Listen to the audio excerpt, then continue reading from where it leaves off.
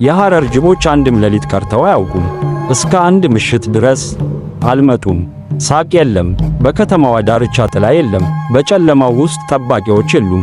በሐረር ደግሞ ዝምታ መቼም ቢሆን ጥሩ ምልክት አይደለም። ምክንያቱም ጥንታዊው ማስጠንቀቂያ እንደሚለው ጅቦች የሚጠፉት ከእነሱ የባሰ ነገር አስቀድሞ ሲመጣ ብቻ ነው። መጀመሪያ ላይ ሕዝቡ ምንም አይደለም ብሎ ራሱን አሳመነ። ምናልባት እንስሳቱ ቦታ ቀይረው ይሆናል። ምናልባት ሌሊቱ በጣም ጸጥ ብሎ ይሆናል። ነገር ግን መጋቢዎቹ እውነቱን ያውቁ ነበር። ከግንቡ ባሻገር ለብቻቸው ሄዱ። አባቶቻቸው ለዘመናት እንዳደረጉት ወደ ጨለማው ተጣሩ። ለመጀመሪያ ጊዜ ግን ምንም መልስ አልነበረም። ነገር ግን ነገሩን አስፈሪ የሚያደርገው ይሄ ነው። መሬቱ አሁንም የእግር ምልክቶችን ይዟል። አዳዲስ ምልክቶች። አንድ ነገር እዚያ ነበር፣ ነገር ግን እንዳይታይ መረጠ። በማግስቱ ጠዋት ከተማዋ የተለየ ስሜት ነበራት። አልፈረሰችም፣ ጥቃት አልደረሰባትም። ብቻ ክትትል እየተደረገባት እንደሆነ ይሰማል። ከብቶች መንቀሳቀስ እምቢ አሉ። ውሾች አይጮሁም።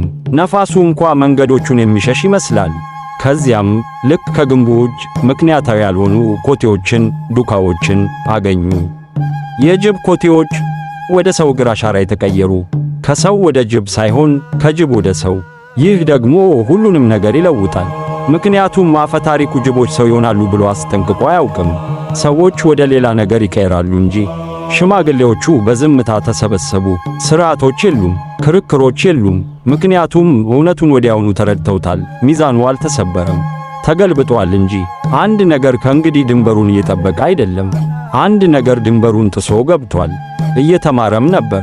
በዚያኑ ሌሊት መጋቢዎቹ እንደገና ወጡ፣ ለመጥራት ሳይሆን ለማረጋገጥ። በዚህ ጊዜ ግን አንድ ነገር መጣ። ግን እንደ ሌሎቹ አልቀረበም። በሩቅ ቆመ፣ እያየ፣ እየጠበቀ። እንደ እንስሳ አይደለም፣ እንደ ጠባቂም አይደለም። ነገር ግን ሁለቱንም መሆኑን እንደሚያስታውስ፣ አንዱንም እንዳልመረጠ ነገር። የሐረር አፈ ታሪክ መቼም ቢሆን ስለ ጥበቃ አልነበረም፣ ስለ ቁጥጥር እንጂ። ጅቦች መሆን የሚገባቸውን ሆነው እስካሉ ድረስ ከተማዋ ሰላም ነበረች። አሁን ግን አንድ ነገር ከሕጉ ውጭ መውጣትን ተምሯል። ሚዛኑን ሳይጠብቅ በሁለት መልክ መዘዋወር ከቻለ ድንበሩ ከእንግዲህ ድንበር አይደለም፣ መግቢያ እንጂ። እናም በሚቀጥለው ጊዜ ጅቦች ለጥሪው ምላሽ ሳይሰጡ ሲቀሩ የጠፉ ላይሆኑ ይችላሉ። ውስጥ ገብተው ይሆናል።